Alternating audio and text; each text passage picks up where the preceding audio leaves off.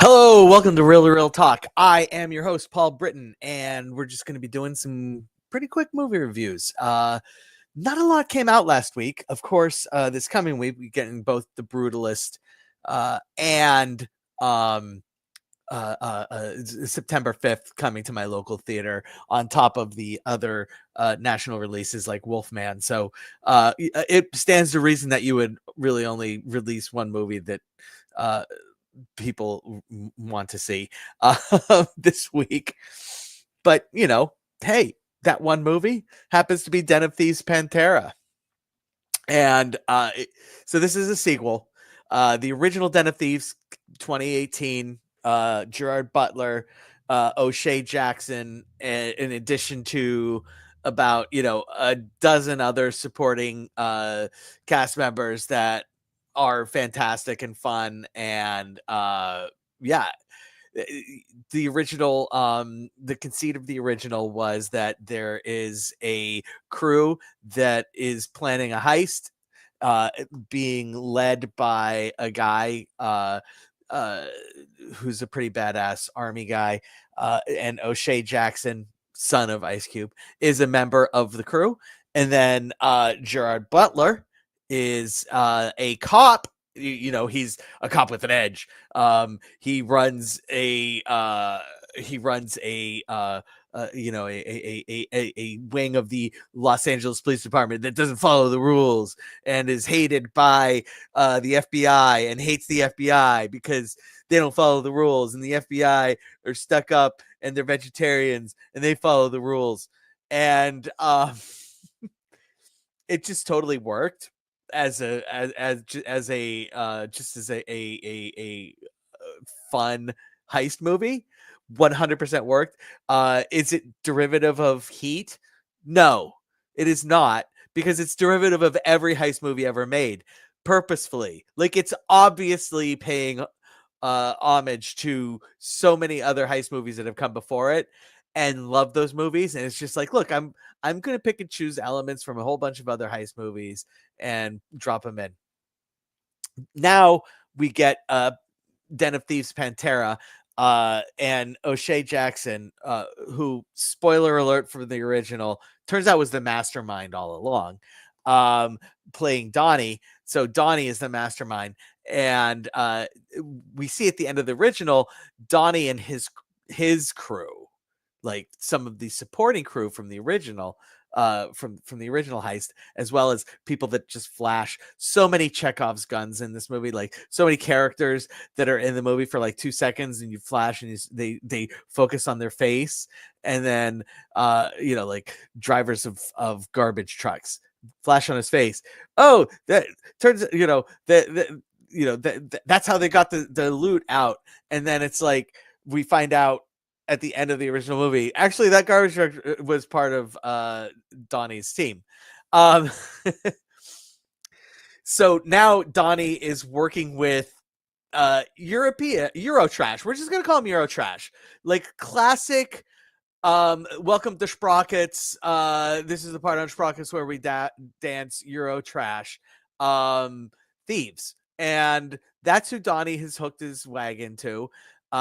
Turns out they're part of a larger criminal organization called Pantera, and that's where we get the title for our film, because it is the criminal organization that Donnie is affiliated with.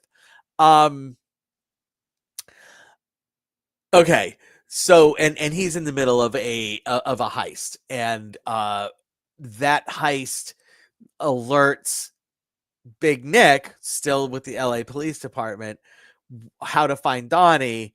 And then he goes and he tracks down Donnie and convinces Donnie, I want to be in on your next heist. Okay. Look, during during the first heist that opens the film, Donnie's code name is Ronin.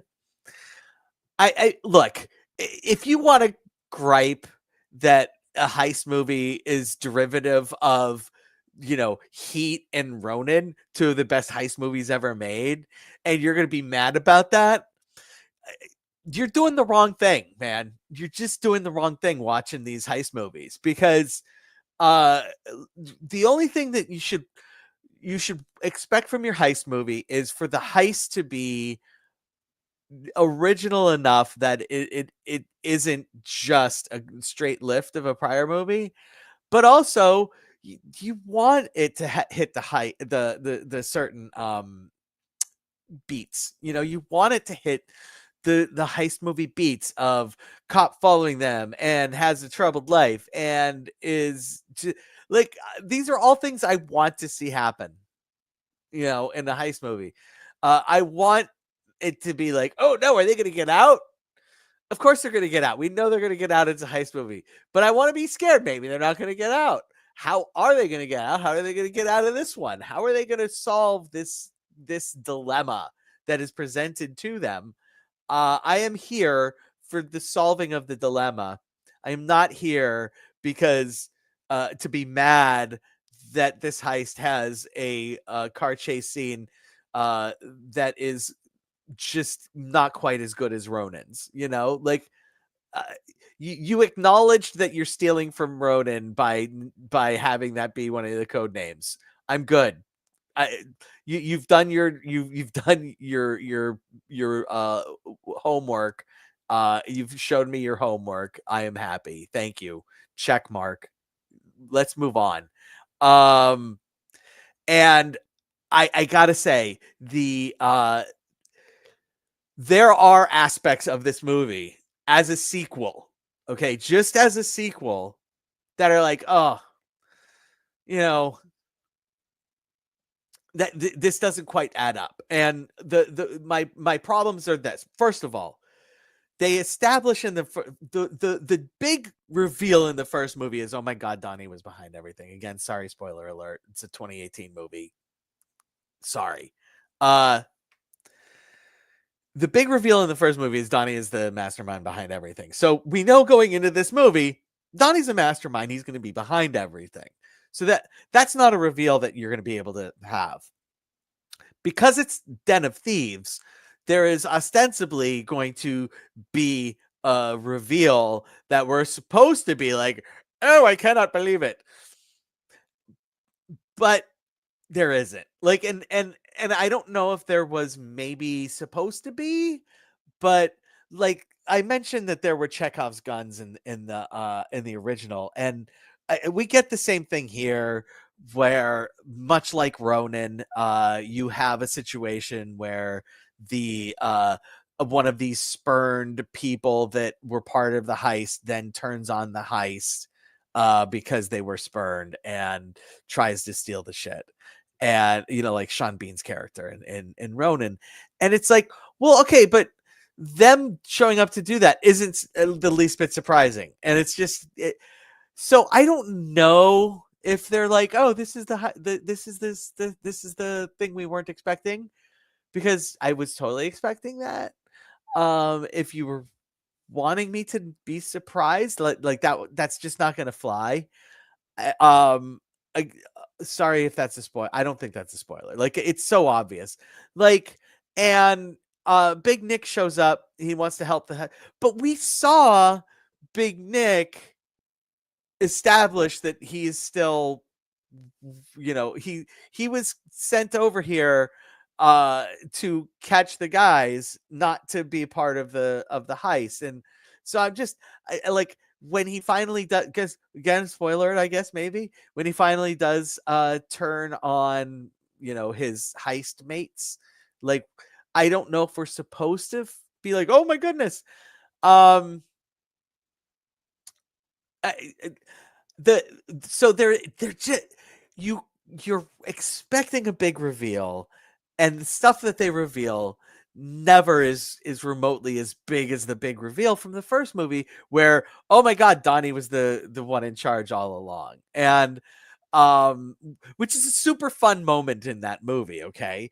uh the other thing that disappoints me as a sequel is that, speaking of the reveal and, oh, it's a fun moment, his crew, it feels like the way they established it felt like this crew that he worked with uh is like the crew that he works with, and like they don't even show up in this movie, and so like I'm just kind of left feeling like I missed that other crew, even though like really only two of them really showed up more than 5 minutes in the movie, and uh like all the people that he was like it just it feels like they wanted to make Donnie feel bigger than he was ever actually established to be in the original movie by being part of like an international syndicate of of thieves. And it's like that actually kind of takes away from him a little bit. In my opinion. Everything else about this movie I loved. Just everything else just fantastic. It's such a great fun, super just good time heist movie. If you can have fun with a heist movie, and I can. I love heist movies. I'm 100% in the bag for any heist movie. This Den of Thieves Pantera is no different.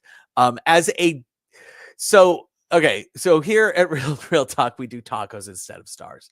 So 1 to 5 tacos, and if we feel like something deserves a little bit of extra, instead of giving a half a taco like you would give a half a star, we add guac. Why?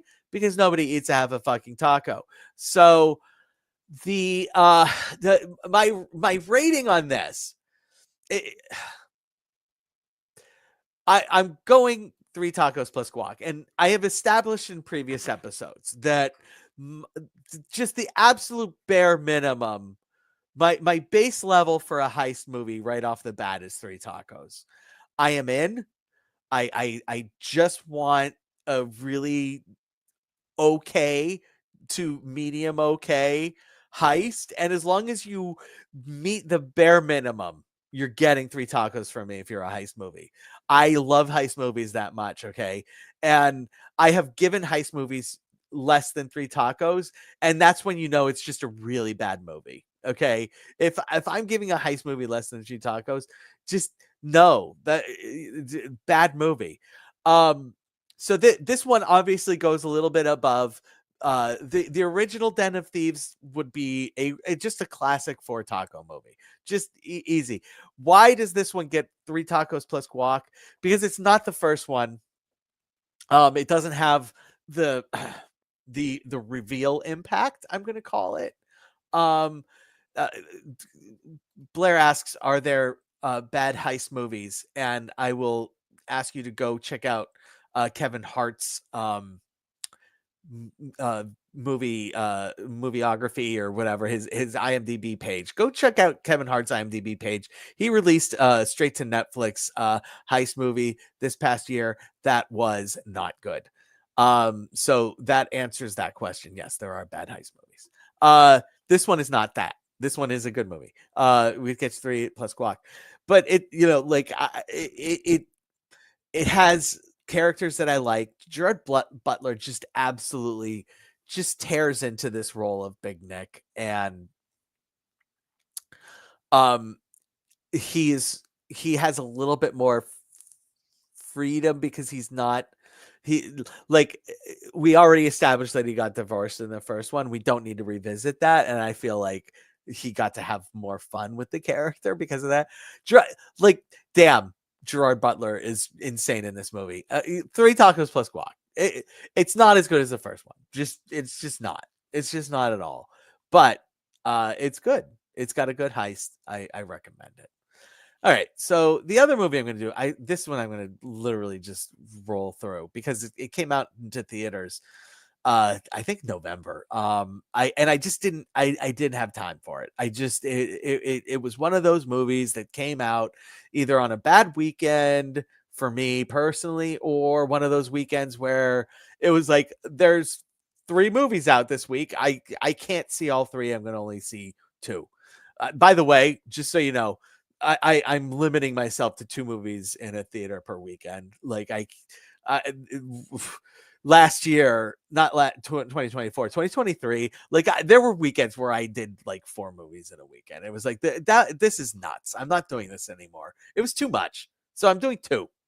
that's why next week Kristen's going to be joining me. We're doing hashtag spoiler alert again.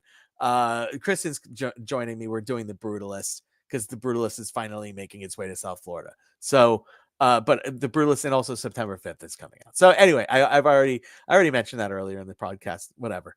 Anyway, Juror number 2, I missed it when it hit theaters. I knew it was coming to streaming. I knew it had actually been made with the idea of it being direct to release on Max. They decided, you know what, it actually has some appeal. Directed by Clint Eastwood. Although, well, we'll get to that.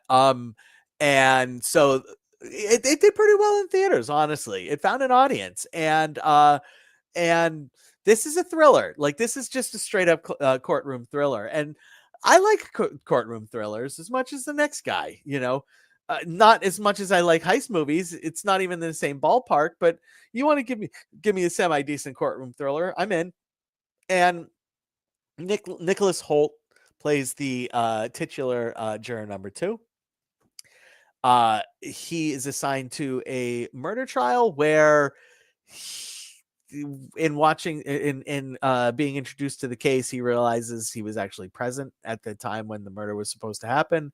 And he starts to believe that, actually, you know what? I might have accidentally killed this person. But I have a history of drinking, and if I come forward, I will, I can't ruin my life. So as a courtroom drama, it is literally, it has the courtroom drama, but also is like, oh, and by the way, what would you do if you could how far would you go to save a life while simultaneously possibly ruining your own? Look, we're gonna hit up Clint Eastwood's IMDb page right now. Because why? Because I'm gonna read the last few movies that he has directed. So Juror number 2, Cry Macho. Hated it. Hated Cry Macho. Richard Jewell didn't. I haven't seen it. Wasn't well received. It got an Oscar nomination for the guy who played Richard Jewell, but like it's a bit divisive. It's funny. All of his friggin' movie posters are in black and white. It's really strange. He did The Mule, which was just one of the dumbest movies. It's so dumb. The 1517 to Paris, which was just a jingoistic. And then he did Sully, which actually was pretty good. So, like, Clint Eastwood has been kind of hit and miss lately, where I would have said in the mid 90s, I would have been like, yeah, I'll go see anything Clint Eastwood directs. Now it's like, I'm only going to go see anything Clint Eastwood directs just because of my podcast. So that's where we are with Clint Eastwood. That's where we are. And Juror number 2, it's a thriller. That the way it plays out is really it's interesting, but also you almost feel like this probably could have been like 45 minutes. That's another interesting thing. It's a 2-hour movie. And the trial literally is done at like the 45-minute mark, and then it's like you don't realize that the trial is going to be done that quickly. And I mean, there's you Clint is clearly trying to say something about the justice system, as far as people trying to politicize certain aspects of it. Like Richard Jewell follows that. That you just go look at what he did with Richard Jewell, and then you'll be like, oh, okay, so that's what this is going for. Yes, that's exactly what this is going for. But also adding the moral dilemma of, we're actually going to put this juror number 2 as an avatar for you. And what would you do? How would you handle this scenario? Because it's not an easy scenario. It's also just completely improbable. So it's the improbability. I had a real hard time getting past the improbability of what happened. That the guy who hit person also happens to randomly end up on a trial. Not the least of which does the improbability kill me, because I'm the only person on the planet who really kind of wants to be on a jury. Like, I I love getting juror summonses, because it's like, yeah, I want to go be on a friggin' jury and maybe, be on a trial and be picked. And I think it would be interesting and fascinating to watch the process play out. And it like, come on. I I had a real hard time getting past the premise. And so to that end, I look, I would absolutely watch this movie again, though. So I'm giving it 3 tacos. It's probably a 2 taco plus guac movie, which is my. I didn't hate the movie, but I'm also never going to watch it again. But the reality is, if somebody said, "Hey, let's put Juror number 2 in," I'd be like, "All right, yeah, okay, I'll watch Juror number 2 again." Um, it takes itself just seriously enough for you to take it seriously, and but it feels just silly enough just by the premise that you don't really necessarily have to take it too seriously, maybe.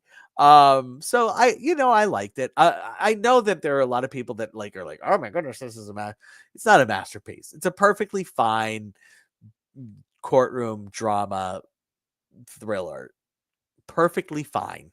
And that's Juror number 2. All right. Once again, I am Paul Britton. I am your host of Real to Real Talk. As mentioned already previously, I will be back next week to discuss The Brutalist. Kristen Smith is going to come on. We are going to do quickly our thoughts on where the award races stand, and interesting things like that, as well as talking about one of the favorites. Honestly, The Brutalist is getting all the buzz. So yeah, stop by next week, check it out. Remember,